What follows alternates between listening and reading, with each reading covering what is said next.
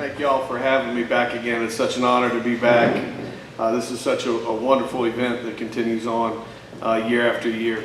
It's an exciting time on the lakefront for us, not just as an athletic program, but the university. We've gone into our third straight year of growth in enrollment, which hasn't happened since before the storm. So campus is alive. It's very vibrant.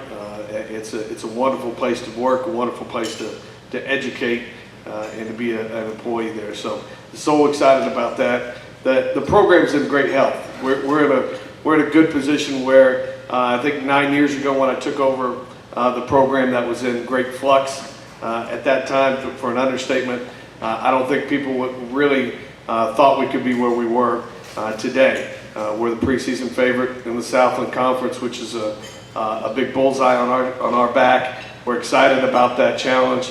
We feel good about it. We've got a relatively young team with only 2 seniors on the roster that'll play this year.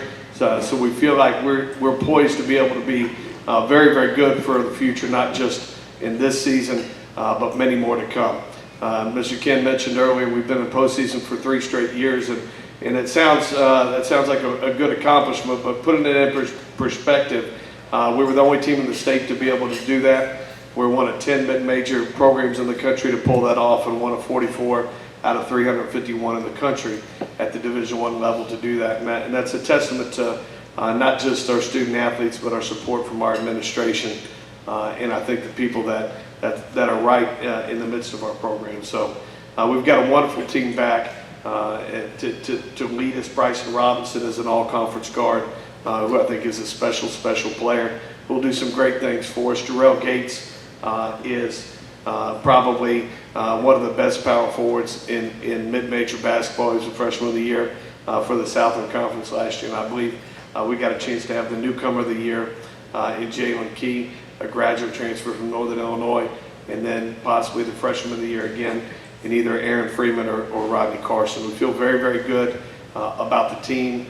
We've got probably an aggressive non-conference schedule would be an understatement. I've always tried to challenge ourselves and go out on the road. We'll open up with Spring Hill, and then we'll travel to Butler, and then on to SMU.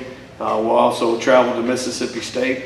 We'll travel and play LSU the first Tuesday of December, which we're excited to be back in that series. And I've talked with Coach Wade about we'll return back up there the next year as well. We'll go to the University of Hawaii for a single game, and then we're going to play the University of Memphis, who I believe will be a top 10 team by the time we get to them on December 28th on national TV on ESPN2 on that last Saturday of December. So a lot of great exposure for our program, our university, and our city.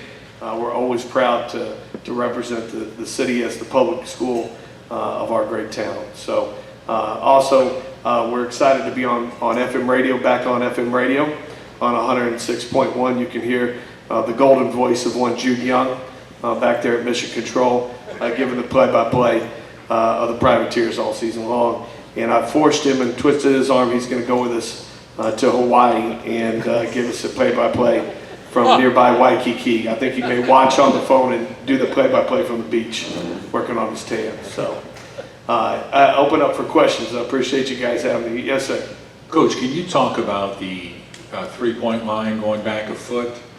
Will it change the game dramatically or not? And will you coach the game any differently because of it? There's been a lot of rule changes in the last couple of years, from dropping the shot clock from 35 to 30. I didn't initially think that would be a big deal until you got into game action, and it was a lot bigger deal than I thought it would be. The moving the line back a foot isn't a major ordeal, if this makes sense, everywhere except for the deep corners.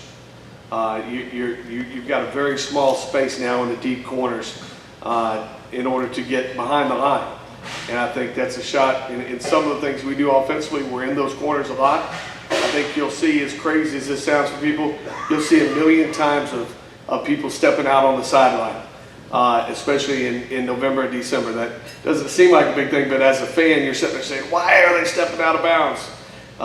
They're trying to get back behind the line. And that foot makes a big difference because there's very limited real estate over there for it. I think they've done a lot of good things to change the game, to probably lend it more to where we're merging with international basketball and the rules that go on in the rest of the world.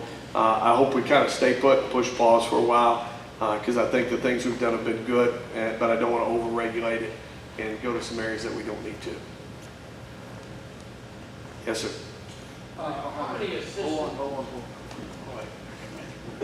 How many assistants, coaches do you have, and who are they?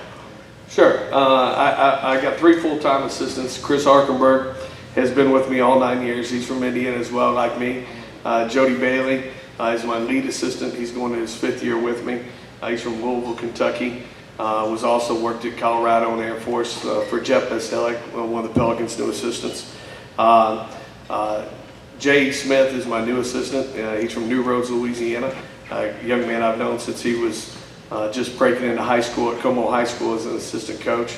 Brought in one of my former players for my director of basketball operations named John Anthony England. Played for me at Northwestern State. He's from Shreveport. Worked for Coach Tim Floyd 2 different times at UTEP. So a little bit back in the family, both having played for me and having worked for Coach Floyd there. And then I've got Bo Hebert, Mr. Bobby's youngest son, works with us in strength and conditioning. And then Corey Dixon, one of my other former players, is back in player development. Three of those guys are on the floor for full-time coaching. The rest of them are in administrative roles one way or the other. Mark, Ron Hunter was here last week. Now that he's at Tulane, will you try to re-engage them about trying to restart that series, which should be happening all the time? I don't know what Coach Hunter's stance was on it, but we worked our tail off to try to get them to play this year. We had some dates that were open and held out as long as we could, and it didn't happen. They've told me that they want to play next year, start the series back again. I'm anxious to do it. I think it's great for the city. I think it's great for everybody else. I know Coach Dean very much enjoyed sweeping them in the Pelican Cup in all 3 games last year, and I know we'd be excited to get that game going again on our side. But I know Coach Dean really enjoyed sweeping them all 3 times in the Pelican Cup. Can we quote you on that? Yeah, please. But I don't know. I mean, Coach Hunter's. I'm pretty lively, but he's lively.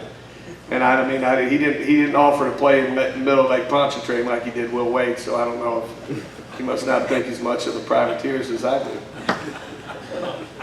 But we'll see. All right. Thank you all so much. I appreciate you.